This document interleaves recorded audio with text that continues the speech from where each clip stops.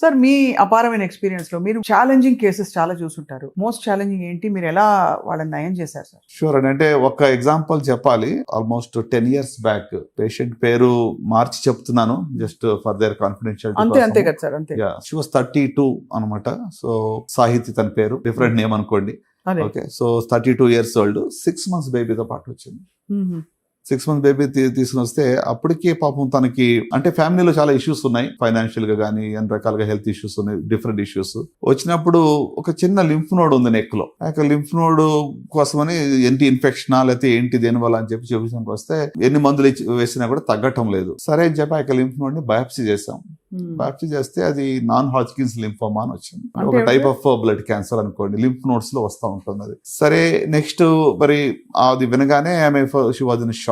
అంత నార్మల్ గా హెల్దీగా ఉంది, అదర్వైజ్ నార్మల్, వేరే ఏం లేదు, ఫీవర్ గానీ వెయిట్ లాస్ గానీ వేరే ఏం లేదు, జస్ట్ ఏదో చిన్న గడ్డ ఉందని వచ్చిందని. సరే పెట్ స్కాన్ చేస్తే అది బాడీలో మరి స్ప్లీన్ లో గానీ అబ్డోమినల్ లింఫ్ నోడ్స్ గానీ అన్ని చోట్లకి రావటం వల్ల అది stage 4 అని తెలియదు.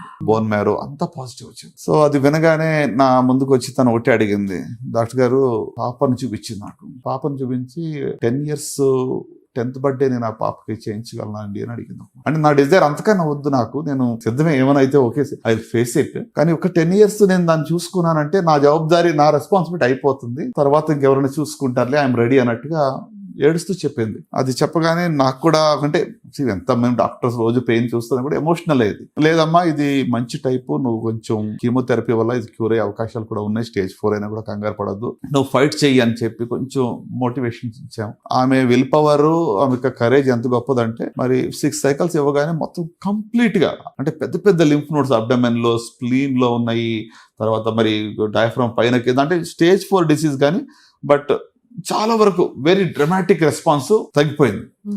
సో తగ్గిపోయాక తర్వాత ఒక 2 years ఫాలోఅప్ ఉన్నాక మళ్ళీ లింఫ్ నోడ్స్ వచ్చినాయి.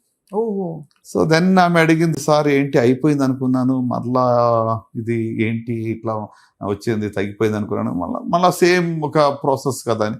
లేదమ్మా ఇది డెఫినెట్ గా తిరగబడింది, nో డౌట్, ఎందుకంటే stage 4 లో ఉంది కాబట్టి ఎక్స్పెక్టెడ్ కూడా, అది ఇట్ ఈస్ నాట్ సర్ప్రైజ్ ఏం కాదు. సరే మళ్ళీ రీఛాలెంజ్ చేసాం, రీఛాలెంజ్ కీమోథెరపీ. మరి రీసెంట్ గా లాస్ట్ ఇయర్ అమ్మాయికి ఒణిల్ ఫంక్షన్ చేసిన తర్వాత, ఒణిల్ ఫంక్షన్ నాకు ఫోన్ చేసింది, నేను ఐఎమ్ డూయింగ్ ఎక్స్ట్రీమ్లీ వెల్, నాకు జబ్బు లేకుండా నార్మల్ గా ఉన్నాను, మా పాపకి ఒణిల్ ఫంక్షన్ చేశాను, ఎందుకంటే షీ వాస్ 12 years old, 12 వరకు 12 జబ్బు లేకుండా నార్మల్ గా ఉంది. అంటే షీ ఫాట్ ఇట్ వెల్. అంటే ఏదో నేను బాగా గొప్పగా ట్రీట్ చేసినందుకు అయ్యిందని అనుకుని మందులు అందరికి ఇచ్చేది అదే. నాట్ దట్ నేను ఏదో అంటే నేను ఎవరు ఇవ్వలేని మందులు ఇచ్చి నయం చేసి చెప్పి I don't want take a false credit దే. క్వశ్చన్ ఏంటంటే ఇప్పుడు ఇలాంటి జబ్బుల్లో కూడా it all depends on other factors also. తన యొక్క విల్ పవర్ కానివ్వండి, ఫ్యామిలీ సపోర్ట్ కానీ, వీటన్నిటి మీద ఆధారపడి ఉంటుంది. And she wanted to live and she wanted rise above all odds. నేను నా పాపను పెంచుకోవడానికి, నా పిల్లల కోసం నేను బతకాలి అనేటువంటి ఒక నిర్ణయం ఆమె హృదయంలో గట్టిగా ఉంది. So and she fought it courageous గా, తిరగబడినా కూడా జయించి బయటపడింది. సో అంటే నేను ఆమె చూసినప్పుడు అదే అంటాను, అంటే మన చిన్న చిన్న వాటికి ఈ రోజుల్లో అందరూ కంప్లైంట్ చేస్తూ ఉంటారు. కొంచెం ఏదో కరెంట్ పోతే, ఒక కొంచెం ట్రాఫిక్ ఏదైనా అడ్డుపడిందంటే అసలు ఎంత రెస్ట్లెస్ అయిపోతారు ఈ జనరేషన్. అంటే లైఫ్ లో పెయిన్ అనేది ఏం తెలుసు చూడండి. అంటే వెన్ లైఫ్ అండ్ డెత్ దగ్గరికి వచ్చినప్పుడు తెలుస్తుంది దాని యొక్క పెయిన్. అంటే ఫర్ పెట్టి things people fight and get upset.